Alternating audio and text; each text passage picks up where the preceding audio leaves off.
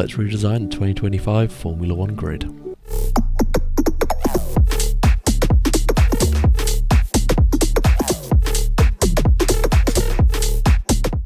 Hello, I'm Droopy Designs, a visually impaired gamer, streamer and livery designer, and today we're focusing on that last part, the livery design.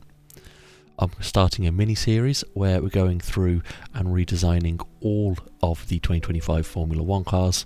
I've started doing this on stream a few weeks back, and so a few people might already have a little bit of a hint of what some of the cars are going to look like. But in this little mini-series, I'm going to be going through every little detail in all the cars that I've added in, tried to change from the originals, and the bits that I've liked and kept from the originals, because I've tried to keep the cars as true to what the original car is, but with my own little tweak and my own little adaptation onto it. I've designed all of these on the F3500A, and we're going to be going in reverse championship order from 2024. So we'll be starting with the Stake Kick Sauber.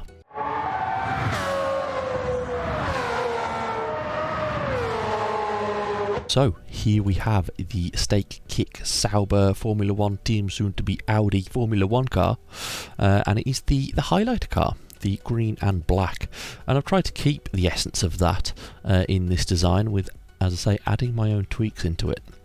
I feel the original car is very much just green at the front, black at the back, and not much else going on. There's a little bit of a fade on the car, but that kind of gets a little bit lost when the car's out on track. I feel, just personal opinion, that the fade isn't big enough. It very much, at speed at least, just looks like the car, looks like the green is a very hard cut on the car. So we're now in the livery designer and can have a little bit of a closer look at all the little details. So as I was saying, with the fade that's going from the black to the green, I've done that as more of like paint strokes and like brushwork going down the car, just so that the design has a little bit more character to it and a little bit more of something going on. Whereas I say, the actual car very much just looks like it's just green, black. That's it. Which is very nice, but I've just tried to add a little bit more, some more elements into this one. So I added in green to the underside of the front here, as well as a little bit going toward the rear wheels as well. Just makes the car look that little bit lighter, a little bit brighter, and stand out that little bit more. Now I understand this wouldn't necessarily be possible with the current F1 cars, obviously because like the weight limit's going to have something to do with it and everything, but this is just, if I had free reign, this is what I'd do. Also with the side pods, I've gone with a little bit of a silhouetted, shadowed logo for Stake, just really so you know who that sponsor is. We've kept that brushwork of the green and black on all elements of the car, so it is very much one piece of design work going down the car. Now, there isn't a huge amount of detail in the original car, and so I've tried to keep this one a little bit simple as well, not overload it with too much stuff that isn't there in the original. And so let me know what you think of the Sauber down below, and we can move on to the Williams.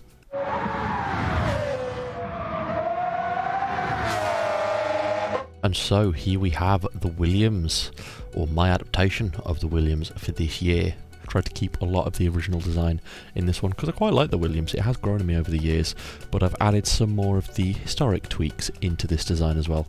So let's get into it. So as I say, I quite like the Williams it's got the fade of the dark blue to the lighter blue at the back of the car, and I've tried to keep that in this one. We've also got the Frank Williams, like the logo in there as well, just hidden as a little bit of a silhouette. We've also got that here at the front of the cockpit as well, just those lines coming out of the cockpit down onto the nose. So starting at the nose here, we have kept the white and blue stripe on the very, very front of the front wing.